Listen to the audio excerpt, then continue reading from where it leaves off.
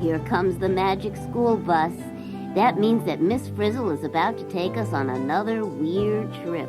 You have no idea what she makes us go through, but you're about to find out, thanks to Joanna Cole, who wrote about us in her book, The Magic School Bus on the Ocean Floor, and Bruce Deegan, who drew the pictures. If you want to come along, climb on board and bring your book. Not all of the words in the book are on this tape, but you can still follow along. Just turn the page when you hear this sound. It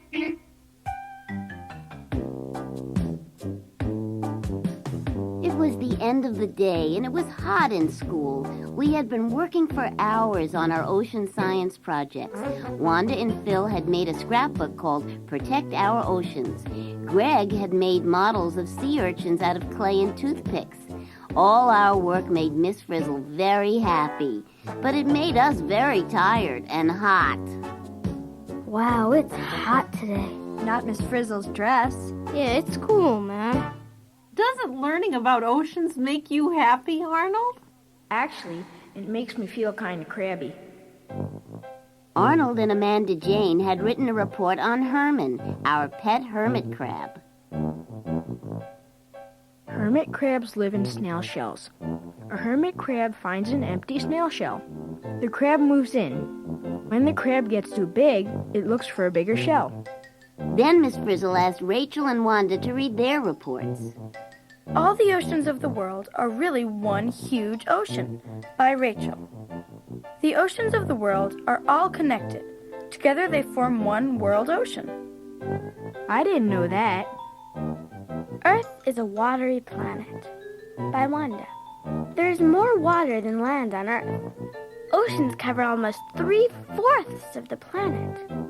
Wow.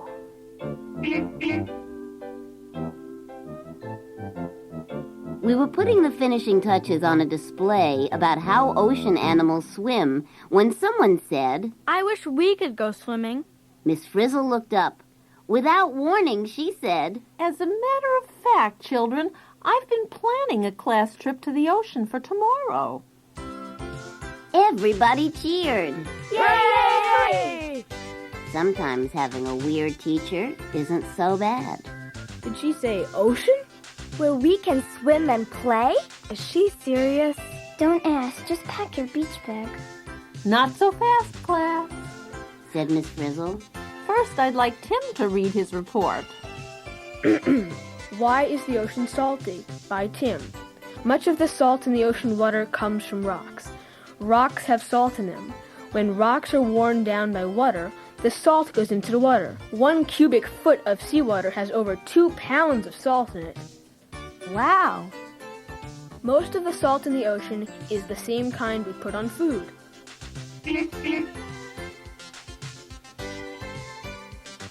The next day, everyone showed up in a bathing suit. We boarded the old school bus and Frizzy started the engine. We were ready for a day of fun in the sun. I can't wait to go swimming. I'm going to build a sandcastle. Boy, are we lucky.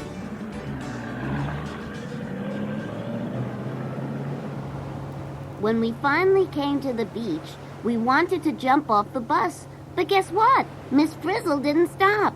She kept right on going, past the lifeguard station. Hi, I'm Lenny the lifeguard.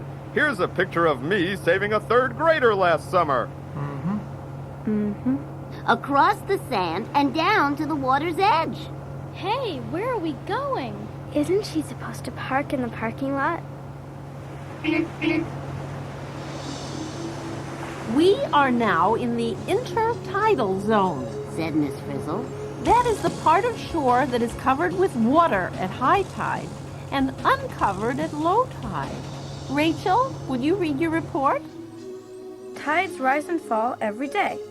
When the water near shore rises and gets deep, it is high tide. When the water falls and gets shallow, it is low tide. Tides are caused mostly by the pull of the moon's gravity on the Earth and its oceans. Here I am saving a grandmother. And this is my famous rescue of Muffy, a beloved family pet. Out the windows, we saw tide pools, puddles of water left on shore when the tide goes out. We knew that in those tide pools were periwinkles, barnacles, mussels, sea stars, seaweeds, limpets, green crabs, and sea urchins. We were hoping the Frizz would let us out, but no such luck. She kept driving, full speed ahead. She said we were going to the beach. No, she didn't. She said we were going to the ocean. I guess she really meant it.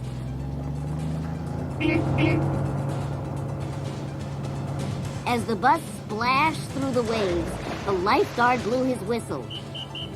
Frizzy didn't stop, so he came rushing out to rescue us. Pardon me, please. I have to rescue a school bus.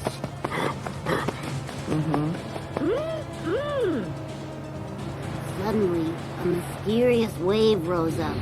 Miss Frizzle opened the door of the bus, and the lifeguard was swept inside. Hi, I'm Lenny the lifeguard. Oh, great. I feel better already. Outside the windows, we saw nothing but rushing water. Lori, read your report. What Makes Waves by Florrie. Most of the waves we see are caused by wind. The stronger the wind, the bigger the waves. A breeze makes little ripples. A strong wind makes large waves. We're going under.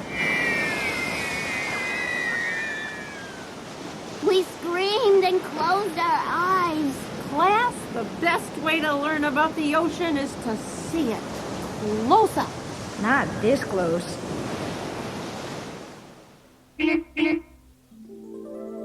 When we finally opened our eyes, everything was quiet.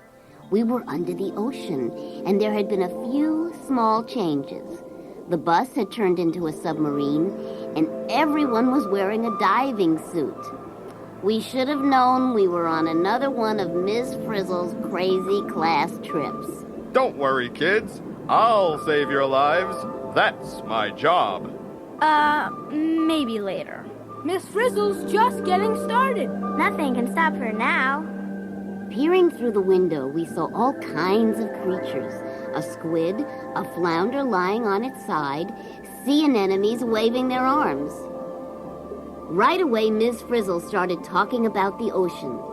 We are now passing over the continental shelf, She said. That's the area that stretches from the shore to where the water is 400 to 600 feet deep.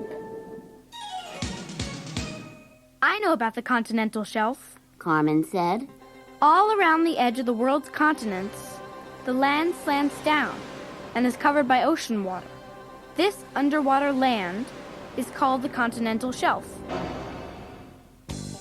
Class, the water is getting deeper and deeper. Ocean science is too deep for me.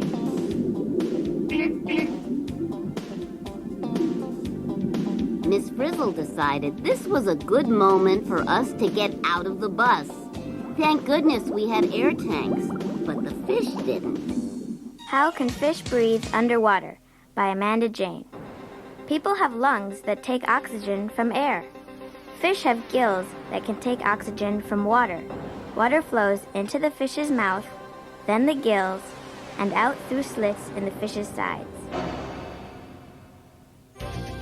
All around us were fish, fish, and more fish. Many kinds of fish swim in large groups called schools, Said Miss Frizzle. Look, a school of fish. Look, a school of children. I wish we had a bus. Down below on the muddy bottom, lobsters were catching crabs. Starfish used their arms to pry open clamshells, and jellyfish floated past, catching small fish with their stinging tentacles. The ocean was teeming with life.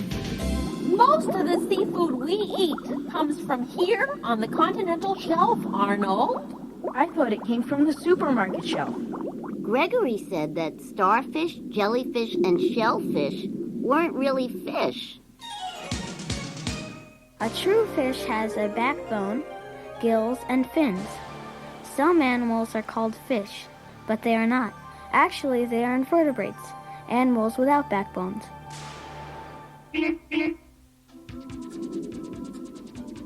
Ms. Frizzle said there was life in the water that we couldn't see. She pulled out a microscope and made us look at seawater. Under the microscope, we saw strange creatures. These tiny living things are called plankton. Arnold, would you tell us about plankton?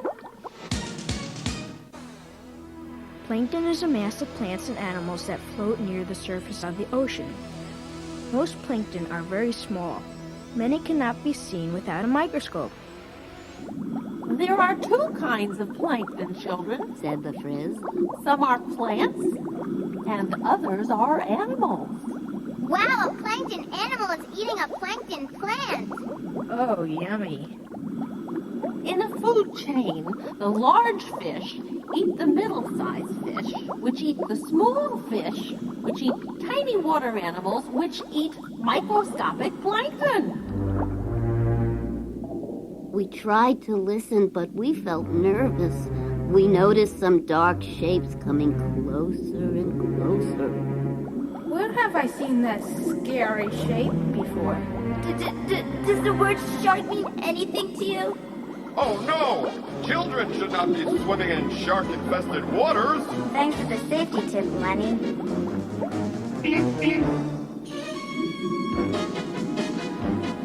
Oh no! The shapes were tiger sharks. Miss Frizzle told us not to worry. She said most sharks will not eat people.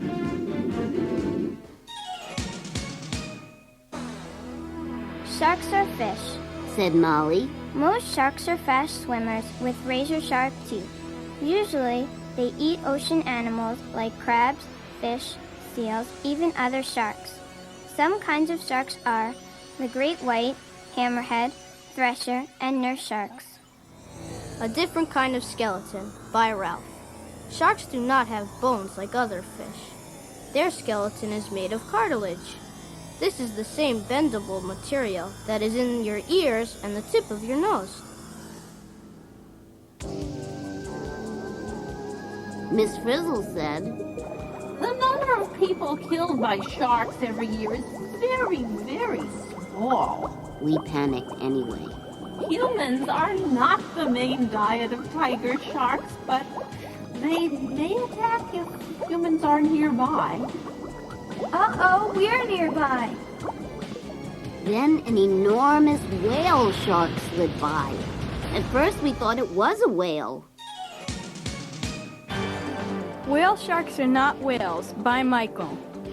Whale sharks are fish like other sharks. They were named after whales because they are the biggest of all sharks. Whale sharks never hurt people. They eat nothing but plankton. The giant shark swam down and we went along. Hey, shark! Come back! I'm supposed to rescue the kids! Here we go!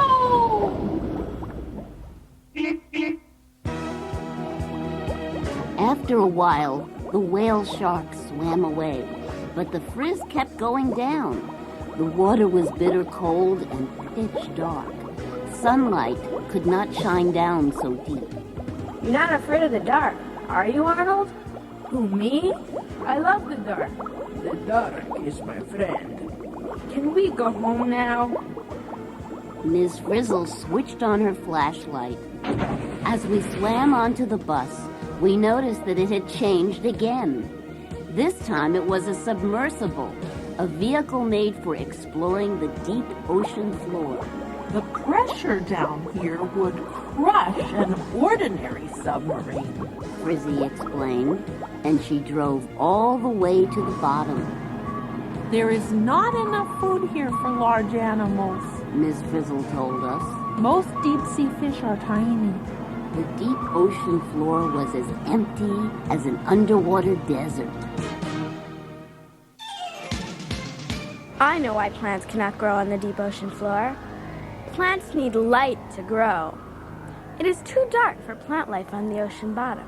What do ocean floor animals eat? Shirley will tell you. Some deep-sea animals depend on bits of food that sink from the upper ocean. Others use their special lights to attract prey. Shirley Shirley pointed to the weird fish swimming about. An anglerfish, a lanternfish, a swallower, and a hatchetfish. Those tiny deep-sea fish can glow in the dark. They have their own special light, just as fireflies do on land.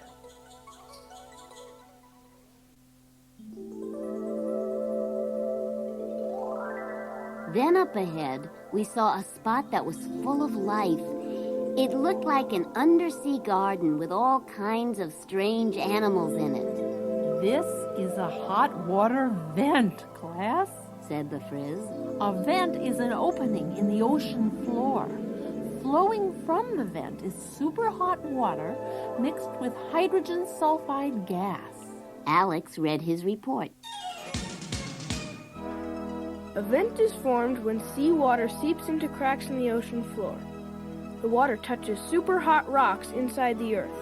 Then the hot water shoots up out of the vent. How Food is Made at a Vent by Shirley. Special bacteria manufacture their own food using the energy and hydrogen sulfide gas from the vent. This food supports much of the life at the vent. At a hot water vent, there is enough food for many large animals. From our submersible, we saw fantastic creatures. Giant tube worms, 8 to 10 feet tall. These tube worms look like huge lipsticks. Huge clams, 1 foot or more wide. Spaghetti worms up to 3 feet long. Those worms look just like spaghetti. Did we have lunch? Please. Oh, I just lost my appetite. That dandelion animal is like a little flower. We saw mats of bacteria 30 inches thick, blind crabs and shrimp up to 1 foot wide. John said, The first vents were discovered in the 1970s and 1980s. Before then, ocean scientists had never seen large animals like these on the deep ocean floor. Ms. Frizzle said there were other vents on the ocean floor. Unfortunately, we don't have time to visit them, she added. Then she pulled up a lever on the dashboard, and the bus zoomed toward the surface.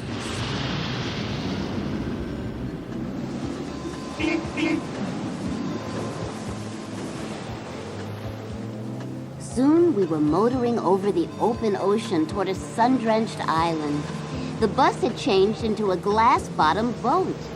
Through the glass, we saw what looked like a wall made of colorful rocks. Miss Frizzle said it was a coral reef made of tiny animals called coral polyps. Amanda Jane read her report. I know how a coral reef is built. Each coral polyp grows a stony skeleton around itself. The reef is made of a layer of living coral animals attached to a wall of many millions of dead skeletons. Rachel knows how coral polyps eat. Then Rachel read her report.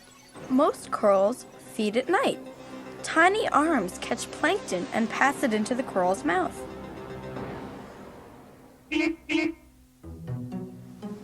We dove overboard and began to explore. Don't swim far! I haven't finished saving you yet! Oh, has he started already? I'm sure he's doing his best. The reef was made of many different kinds of corals. We saw sea pens, elkhorn coral, plate coral, and staghorn coral. We saw brain coral, sea fan and star coral. Some looked like trees with branches. Others looked like fans or fingers. Some even looked like human brains. Look, it's your brain. No, it's yours. I heard it's been missing for years. Brain coral is not really a brain, children. It just happens to look like one. Next, Michael read his report. What gives corals their colors? Colorful one-celled plants called algae live inside coral polyps. The algae give coral its color. Without algae, all coral is plain white. Corals need algae. If the algae die, the coral will die too. A coral reef makes a good home for many ocean plants and animals, said the Frizz. We saw crabs and lobsters, huge eels and octopuses, slimy sea slugs and spiny sea urchins, and the most colorful fish in the world. Smile! I always knew I was a star. Today, many coral reefs are in danger. People can help save them. It took thousands of years to build this reef. Please, don't break it. Or pollute it. Be careful of our home. Too soon, Miss Frizzle said it was time to go. No one wanted to be left behind, so we all climbed aboard. Frizzy stepped on the gas and the bus chugged away from the coral reef. Don't worry, kids. We'll soon be home. Which way is home?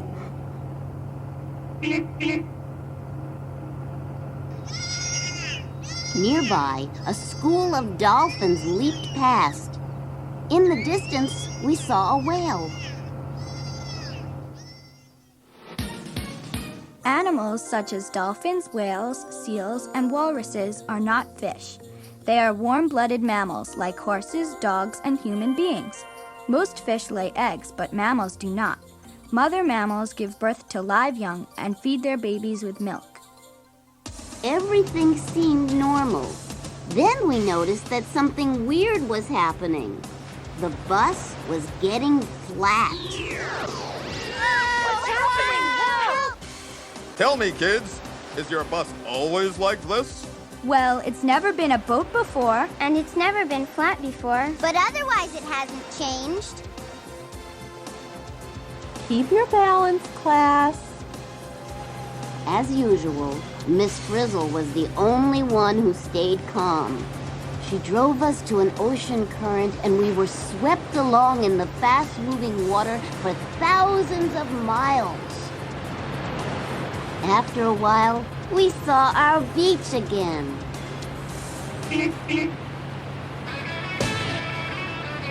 Everyone stay on the bus, shouted the Frizz. On the bus was right. It had turned into a giant surfboard. We had to stand on top of it, and we were riding a wild wave toward shore. This is the greatest rescue of my career! Congratulations, Lenny. Knew you could do it. Hooray, we're surfing! Cowabunga! Hang 10, class. Could I just hang one?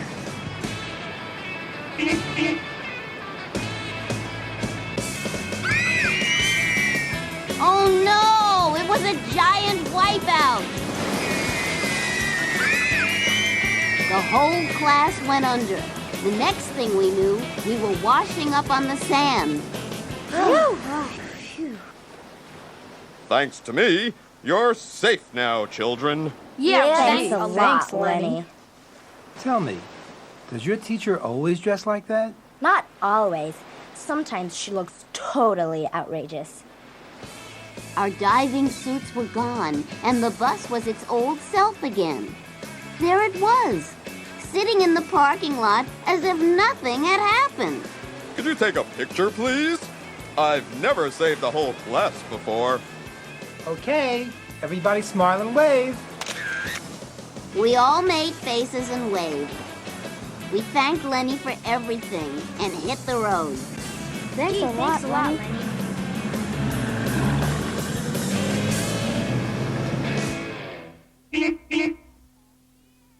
Back in our classroom, we made a terrific chart of the ocean for the bulletin board. Hey, Arnold, wasn't that surfboard great? I like bulletin boards myself.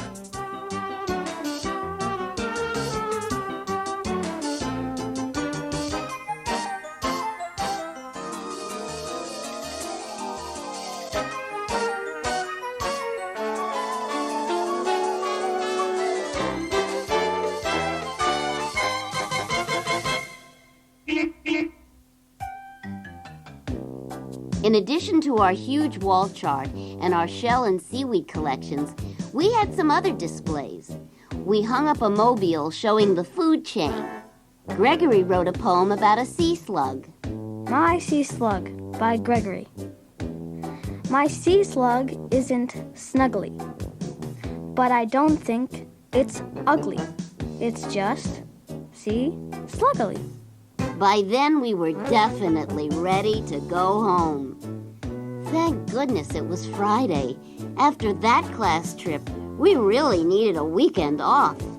I'm exhausted. And my dad's taking me to the beach tomorrow. Don't worry. It's supposed to rain. Phew. On our bulletin board, we had tacked up copies of the letters we had written to Congress. To our congressmen and women, please make laws to save our oceans. Don't let people dump poisons or untreated sewage. Or spill oil in our precious oceans. Ocean mammals are beautiful and intelligent animals. They need our protection. Ask at your library for more good books about oceans. As Ms. Frizzle was writing on the blackboard, we noticed that she was wearing something strange. Uh-oh, look at her dress. Don't worry, dinosaurs aren't around anymore.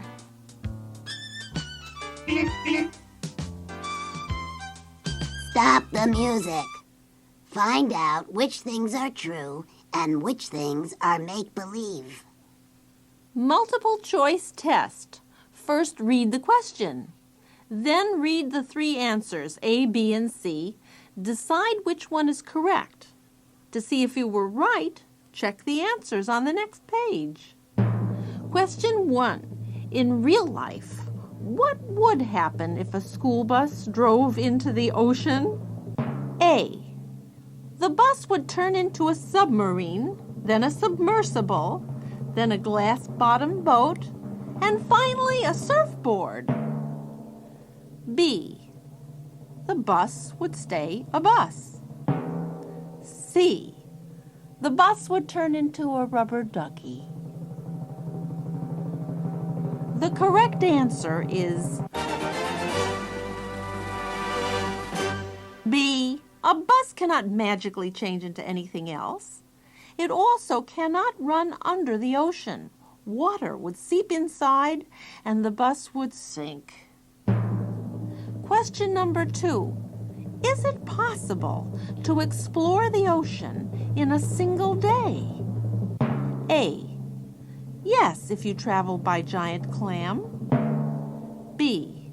No, you couldn't do it in a day. It would take months no matter how you made the trip. C. Maybe. It depends on how long the day is. The correct answer is B. It takes a long time to travel thousands of miles through water. Even whales need months to migrate from one part of the ocean to another. Question 3. In real life, can ocean animals speak? A. Yes, but only when they have something important to say. B. Yes, but too many bubbles come out. C. No, ocean animals do not talk. The correct answer is C. It is true that many fish make sounds, and whales and dolphins seem to communicate in a special way, but ocean animals do not use human language, and no one has ever heard a sea star tell a joke.